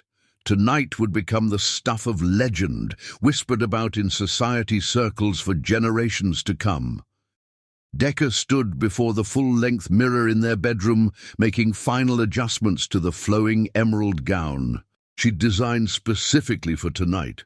The creation was a masterpiece, silk that seemed to capture and hold light, flowing like liquid emerald around her curves. The bodice was fitted perfection, adorned with hand-sewn crystals that caught the light with every breath. The neckline was elegant yet daring, the back a cascade of silk that pooled behind her like a green waterfall. It was a gown that would stop conversations, a dress that announced to the world that Decca Bance was not just Richard's wife, but a force of nature in her own right. "You look absolutely divine," Richard said from behind her, his voice filled with awe. In the mirror, she could see him in his perfectly tailored tuxedo, custom-made Italian silk, that emphasized his broad shoulders and lean frame. But it wasn't the expensive clothing that made him breathtaking.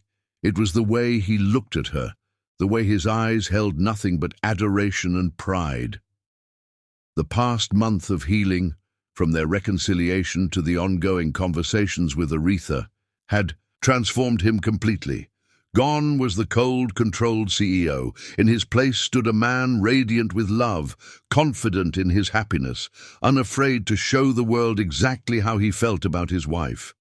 "We both do," she said, leaning back against his chest. "Are you nervous about tonight?"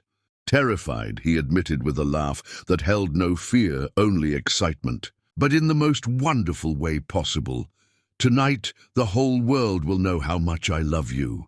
His hand settled on her bare shoulders, warm and possessive. Tonight was significant for more than just the charity aspect. It would be their first major public appearance since their marriage had transformed from business arrangement to love story. More importantly, Richard had plans that he'd been meticulously organizing for weeks. Plans that would make their love officially, publicly, undeniably real in the most spectacular way possible. "Mrs. Bance." Ophelia appeared in the doorway, her tablet in hand, but her usual professional demeanor was softened by genuine excitement. Even she seemed to sense that tonight would be special. "The car is ready, and I have the final confirmations for your special arrangements, Mr. Bance." Richard's smile was mysterious, secretive. "Perfect. Is everything exactly as I specified?" "Every detail, sir. The florists outdid themselves, the musicians are in position, and the photographer knows exactly when to be ready." Ophelia's eyes sparkled with barely contained delight. "If I may say so, sir, it's going to be magnificent." "Special arrangements." Decca raised an eyebrow in the mirror, studying her husband's reflection. "Patience, my love," Richard murmured, pressing a kiss to her temple that sent shivers down her spine. "All will be revealed in the most beautiful way possible." The drive to the Met was magical. Their Rolls-Royce glided through the city streets as Manhattan sparkled around them like a jewel box. Richard held her hand the entire way, his thumb tracing circles on her palm, occasionally lifting her fingers to his lips for soft kisses that made her heart flutter. The anticipation in the car was electric, charged with love and excitement, and the promise of something extraordinary. "Whatever you're planning," Decca said softly, "I love you for it already."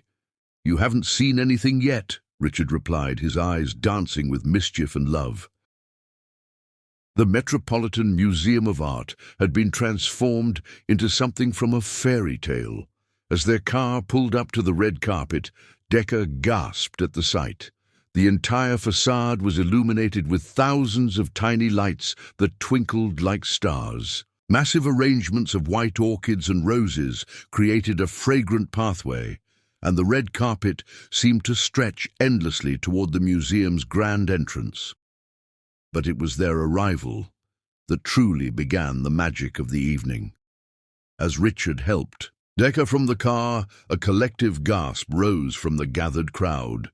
Photographers immediately began snapping pictures, their cameras flashing like lightning. Decca's emerald gown caught the light magnificently, making her look like a princess stepping out of a dream.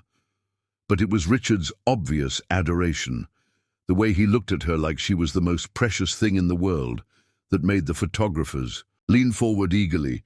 "Mrs. Bance! Mrs. Bance!" they called. "Can you tell us about your stunning gown?" For the first time in 3 years, Decca didn't deflect or give a polite non-answer. Instead, she smiled radiantly and said, "It's an original Whedon design.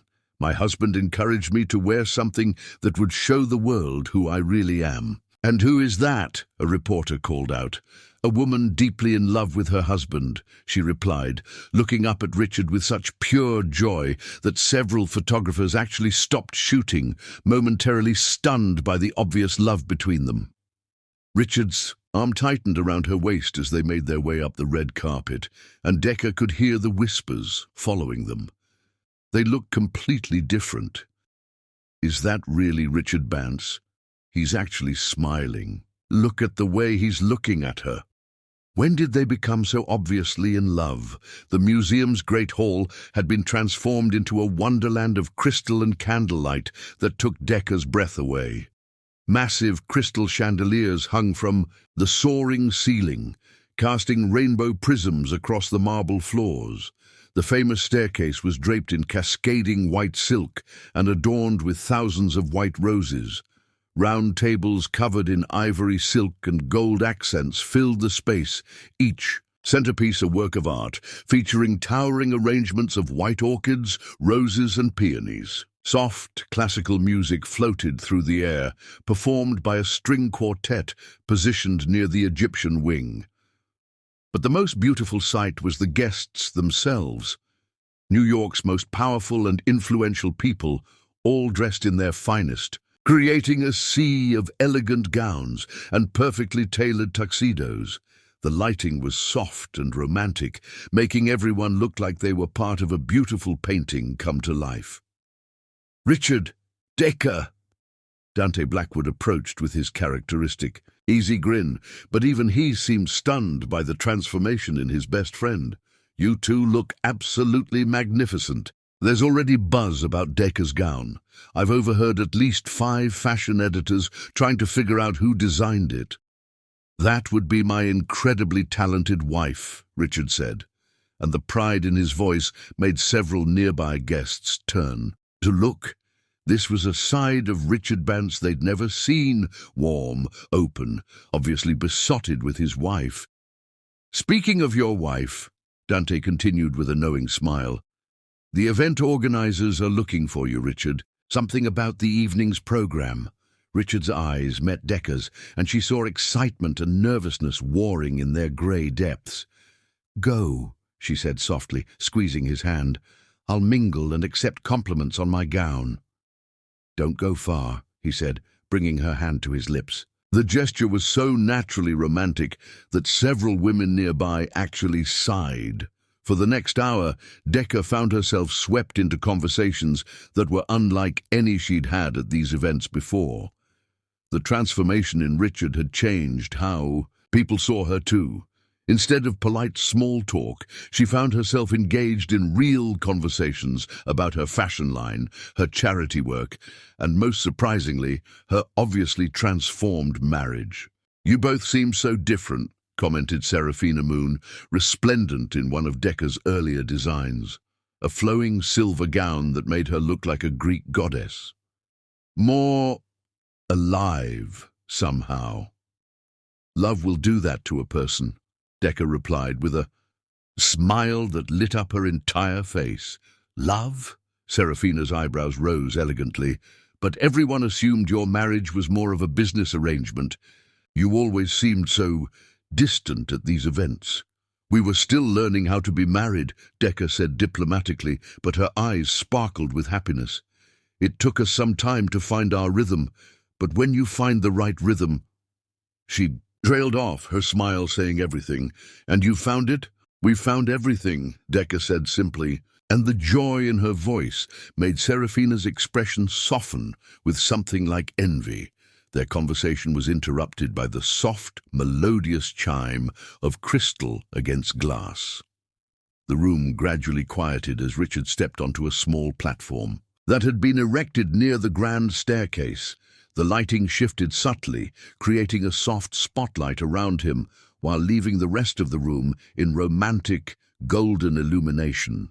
He looked magnificent, tall, confident, and radiating the kind of happiness that was impossible to fake. "Ladies and gentlemen," Richard began, his voice carrying easily through the hushed space, "thank you all for being here tonight to support the Midnight Foundation's mission of providing arts education to underserved communities.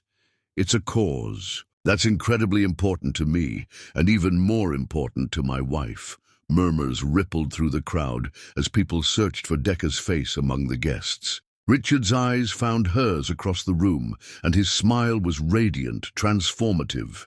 Many of you know me as someone who keeps his private life exactly that, private. I've never been one for public declarations or emotional displays. For 3 years, I've maintained that distance, that control. His voice grew stronger, more passionate. But tonight, I want to shatter that tradition completely, because there's someone, something, that deserves to be celebrated in the most public, most beautiful way possible. Decca felt her cheeks warm as every eye in the room turned to her. This wasn't at all like the old Richard, and she could see the shock and fascination on the faces of people who'd known him for years. 3 years ago, I married a woman who was already the most incredible person I'd ever met. Decca Whedon, now Decca Bance, came into my life like sunlight breaking through storm clouds, like spring arriving after the longest winter. She's brilliant, talented, compassionate, and beautiful in ways that take my breath away every single day. The crowd was completely silent now, hanging on every word. This was Richard Bance, as they'd never seen him. Vulnerable, passionate, completely unguarded. I'll be honest with you. I wasn't a good husband at first. I was so terrified of loving her too much, so afraid of becoming someone I didn't want to be, that I nearly lost the most precious thing that ever happened to me. But Decca didn't give up on me, even when I'd given up on myself. She saw something in me that I couldn't see, believed in something I didn't think existed. Augustus Vale, Richard's longtime business rival, shifted uncomfortably and whispered something to his companion. Richard noticed and smiled, but there was no malice in it, only joy. I know what some of you are thinking. Augustus over there probably assumes this is some kind of publicity stunt, some calculated move to improve my image or soften my reputation. Richard's voice grew stronger, more passionate. Let me be absolutely clear. I don't care about my image. I don't care about business, implications or social expectations or what anyone in this room thinks about my marriage. The silence was deafening now. Decca could hardly breathe as Richard stepped down from the platform and began walking toward her, the crowd parting like the Red Sea. The lighting followed him, creating a path of golden light that led directly to where she stood. What I care about, he continued, his eyes locked on hers, is making sure the woman I love knows exactly how I feel about her. What I care about is being the husband she deserves, not just in private, but in front of the whole world. What I care about is spending the rest of my life proving that love, real love, is the most powerful force in the universe. He stopped directly in front of her, and Decca gasped as he dropped to one knee. The entire ballroom erupted in shocked murmurs and gasps as Richard pulled a small velvet box from his jacket pocket. Several women in the crowd actually pressed, their hands to their hearts, caught up in the romance of the moment. Decca Bance, he said, his voice carrying through the microphone he still held. 3 years ago, I asked you to marry me for all the wrong reasons. I asked because I needed a business partner, because our families required it, because it made financial sense. He opened the box, revealing not her original wedding ring, but something entirely new, a stunning emerald surrounded by diamonds that caught the light like captured stars. The gasp that rose from the crowd was audible, but Richard only had eyes for his wife. Tonight, I want to ask you again, for all the right reasons. I'm asking you to marry me because I love you more than I thought it was possible to love another human being.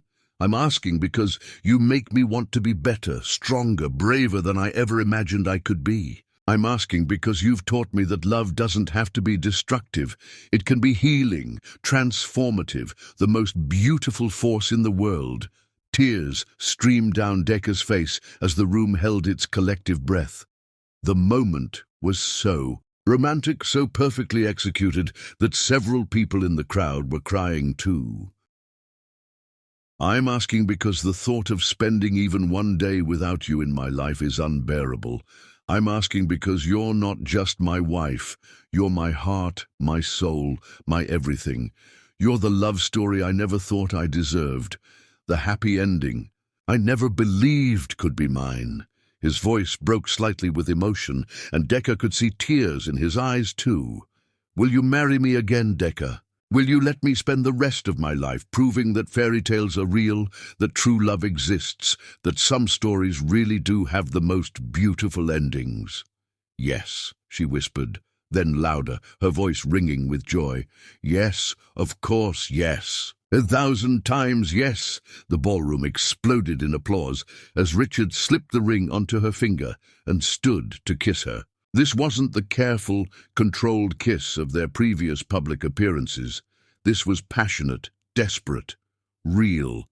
When they finally broke apart, both breathless, Richard kept the microphone close. "Ladies and gentlemen," he announced, his arm around Decca's waist, "I'd like you to meet my wife, not just in name, but in every way that matters. She's the creative genius behind Whedon Designs, the most talented fashion designer of her generation, and the love of my life. She's the woman who taught me that love stories aren't just for fairy tales.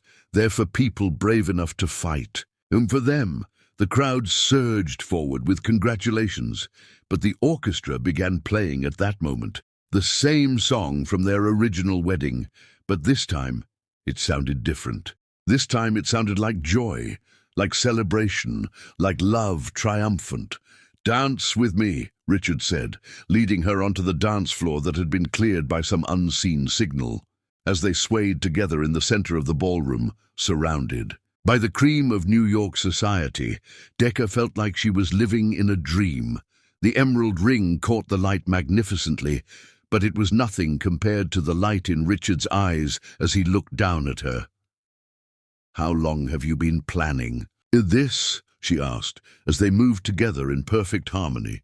"Since the morning after our first night together," he admitted, spinning her gently. "I wanted everyone to know that Richard Bance is completely, hopelessly, eternally in love with his wife. I wanted to give you the proposal you deserved, the declaration you should have had from the beginning." "Mission accomplished," she said, holding up her hand to admire the emerald ring. "This is beautiful, by the way. Emerald for new beginnings," Richard explained, bringing her hand to his lips. "And because it matches your gown, and because green is the color of life, growth, hope. Everything you've brought into my world." Other couples began joining them on the dance floor, but Decca barely noticed. Her entire world had narrowed to this man, this moment, this perfect expression of love.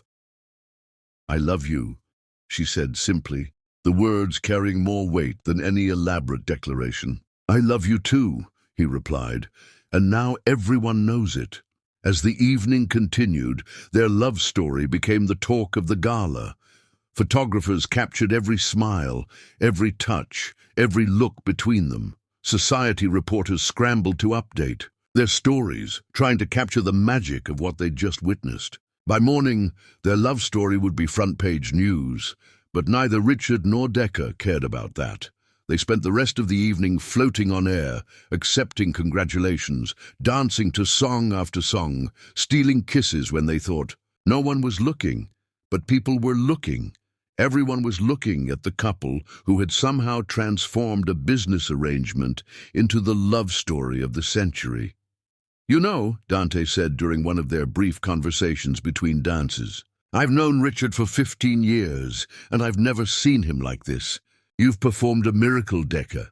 "We've performed a miracle," she corrected, looking at her husband as he spoke with a group of business associates, his face animated with happiness. "Love is always a two-person miracle." As the evening wound down, Richard and Decca found themselves on the museum's rooftop terrace, stealing a few moments alone under the stars. The city sparkled below them, and the night air was soft and warm, carrying the scent of the roses from the garden below. "Any regrets?" Richard asked softly, pulling her close against his side. "Only one," she said, looking up at him with sparkling eyes. "What's that?" "That it took us so long to get here." She smiled, radiant in the moonlight. "But maybe we needed those 3 years to become the people who could love each other this completely." "Maybe we did," Richard agreed, spinning her slowly under the stars. "But we have the rest of our lives to make up for lost time." As they danced on the empty terrace, with the city spread out below them and the stars shining above, both Richard and Decca knew that tonight had changed everything. Their private love had become public legend, their careful facade had been replaced by joyous truth, and their story had officially become the kind that people would talk about for years to come. They had started the evening as a married couple, learning to love each other. They ended it as the most romantic love story New York society had ever witnessed. Proof that true love, when it finally blooms, is the most beautiful force in the world. And as they made their way home in the early hours of the morning, Decca's emerald ring catching the first light of dawn, both of them knew that their real fairy tale was just beginning. Chapter 10. Forever starts now. 1 year later. The morning sun streamed through the windows of Richard's private office as Decca settled into the leather chair across from his desk, her hand unconsciously moving to rest on the gentle curve of her growing belly. At 5 months, pregnant, she had that radiant glow that made Richard stop whatever he was doing just to stare at her in wonder. "The Times wants to do a follow-up feature on us," she said, holding up the email on her tablet. "Anniversary of the most romantic proposal in New York society history." She laughed, shaking her head. "I still can't believe they're calling it that." Richard looked up from the architectural plans spread across his desk, blueprints for the new Whedon design flagship store they were opening in Soho, and smiled. "Are you surprised? You had half the ballroom in tears that night." "I had myself in tears," Decca admitted. "I'm still not sure how you managed to keep it secret for so long." Careful planning and a very loyal assistant. Richard stood and moved around the desk, perching on the edge so he could reach out and touch her face. "Though I think Ophelia was ready to burst from keeping the secret." "Speaking of secrets," Decca said, catching his hand and intertwining their fingers, "Dr. Martinez called this morning. She has the results from the ultrasound." Richard's eyes immediately dropped to her belly, his free hand moving to rest beside hers. "And she'll tell us at next week's appointment." Decca's smile was mischievous. "But I may have convinced her to put the information in a sealed envelope." "Decca Bance, you are trouble," Richard said, but his voice was full of adoration. "Mrs. Bance to you," she corrected playfully, holding up her left hand where both her wedding ring and her emerald engagement ring caught the morning light. "And yes, I am trouble, but I'm your trouble." "Forever and always," he agreed, leaning down to kiss her softly. Their moment was interrupted by a knock on the door. Tempest Blake entered without waiting for permission, her arms full of fabric samples and her expression bright with excitement. "Sorry to interrupt the love fest, but we need to make final decisions about your vow renewal dress," she announced, spreading silk and lace across the conference table. "The ceremony is in 6 weeks, and we still haven't settled on the neckline." Decca groaned dramatically. "I keep telling you, I'll be 6 months pregnant by then. Any dress you make is going to look like a tent." "Any dress I make is going to look like perfection," Tempest corrected firmly. "You're glowing, your skin is flawless, and pregnancy has only made you more beautiful. We're going to create something that celebrates every gorgeous inch of you." Richard's hands settled possessively on Decca's shoulders. "She's right, you know. You've never been more beautiful than you are right now, carrying our child." The reverence in his voice made Decca's heart flutter. Richard had been amazingly attentive throughout her pregnancy, treating her like spun glass, while simultaneously worshipping her changing body with an intensity that left her breathless. "Have you decided on the venue?" Tempest asked, pulling out a sketch pad. The garden here at the estate, Richard answered. The same place we took our wedding photos 3 years ago. It seems fitting to renew our vows where we first pretended to be happy. We weren't pretending that day, Decca said softly. We just didn't know it yet. Richard's smile was tender. No, we didn't, but we know it now. What about the guest list? Tempest continued, ever practical. Small, Decca said firmly. Just family and close friends. Your parents, Dante and Elena, Dr. Winters, Ophelia. She paused, glancing at Richard. And Aretha, if she's well enough to travel. Richard's relationship with his mother had been slowly, carefully rebuilt over the past year. It would never be the relationship they might have had if she'd never left, but it was real, honest, and healing for both of them. Aretha had been overjoyed when they'd told her about the pregnancy, crying tears of happiness at the thought of being a grandmother. She'll be there, Richard said confidently. She wouldn't miss the chance to see her son marry the love of his life for real this time. Speaking of the love of your life, Tempest said with a grin, Vogue confirmed they want Decca on the cover of their September issue. Fashion's first family, how love transformed an empire. Decca's mouth fell open. The September issue? But that's the most important issue of the year, Richard finished, his pride evident. And you're going to be perfect on that cover. We're going to be on that cover, Decca corrected. They want both of us, the power couple who chose love over everything else. Richard's laugh was rich and warm. From strangers living in the same house to the cover of Vogue. What a journey we've taken, and we're just getting started, Decca said, her hand moving to her belly again. This little one is going to grow up in a house full of love, with parents who know how precious this all is. Speaking of this little one, Tempest said, reaching into her bag, I brought something. She pulled out a small white envelope. Dr. Martinez asked me to deliver this personally. Decca's eyes widened. She told you? I may have charmed it out. Of her, Tempest admitted with a grin. But the envelope is sealed. The decision to open it is entirely yours. Richard and Decca stared at the envelope as if it might explode. Inside was the answer to the question that had been consuming them both, boy or girl, the child who would complete their family. Do we want to know? Richard asked softly. I don't know, Decca admitted. Part of me wants the surprise, but part of me is dying to start planning the nursery properly. We could wait, Richard suggested. Save it for the vow renewal ceremony. Open it together as part of our new beginning. Decca's eyes lit up. Like a wedding present to ourselves. Exactly. Tempest shook her head in amazement. You two are sickeningly romantic. It's disgusting how perfect you are together. We're not perfect, Richard said, his arms sliding around Decca from behind. We're just perfect for each other. That's even worse, Tempest groaned, but her smile was fond. Fine, I'll leave you two to your gross happiness. But Decca, I need a decision on the dress by Friday.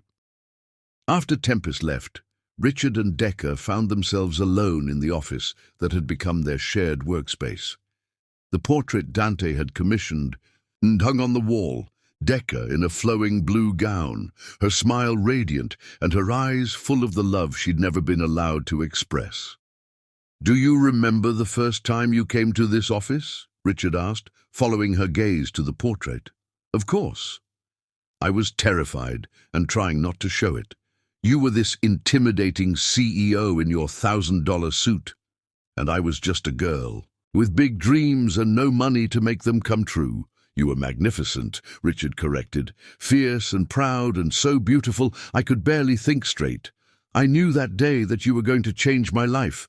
I just didn't know how completely. Decca turned in his arms, her hands sliding up to cup his face. I love our life, Richard. I love our work, our friends, our family. I love the way you look at me like I'm the most precious thing in your world. You are the most precious thing in my world, he said simply. You and our baby. Show me. she whispered, and the familiar heat flared between them. Richard's hands moved to the zipper of her dress, his touch reverent as he slowly revealed the body that had changed so beautifully over the past months. When the fabric pulled, at her feet he stepped back to look at her, his grey eyes dark with love and desire. "You're incredible," he breathed, his hands skimming over her curves. "How did I get so lucky?" "We both got lucky," Decker corrected, pulling him down for a kiss that tasted of promises and forever. As he lifted her carefully, carrying her to the leather sofa by the windows, Decker marveled at how naturally they moved together now. Gone was the careful distance, the fear of too much feeling. In its place was this beautiful confidence, this absolute certainty that they belonged to each other completely. "I love you," Richard murmured against her throat as he worshipped her with hands and mouth, treating her pregnant body like the miracle. "It was, I love you too," she gasped, her fingers tangling in his dark hair. "Forever, Richard. Whatever comes, we face it together." "Together," he agreed, and as they came together in the afternoon sunlight, both their hearts were full of gratitude for the journey that had brought them here. Later, as they lay entwined on the sofa, Decker traced lazy patterns on Richard's chest, while he stroked her hair. "Do you ever regret the time we lost?" she asked softly. "Never," Richard said without hesitation, "because every moment of pain led us here. Every day of separation made this reunion sweeter. We needed those 3 years to become the people who could love each other properly. And now we have the rest of our lives to love each other completely." Richard's hand moved to rest on her belly, where their child grew safe and cherished. "Now we have forever." As the sun set over the gardens where they would soon renew their vows, as their baby moved gently beneath their joined hands, Decker knew that their true love story was indeed just beginning. They had survived distance and fear, pain and healing, and emerged stronger, more connected, more in love than ever. "Forever begins now," she whispered, and Richard's answering smile was pure joy. "Forever begins now," he agreed, sealing the promise, with a kiss that tasted of hope, love, and all the magnificent tomorrows yet to come. And in that perfect moment, surrounded by love and light, and the promise of new life, Mr. and Mrs. Bance began the next chapter of their extraordinary love story. One that would last for all the days of their lives and beyond.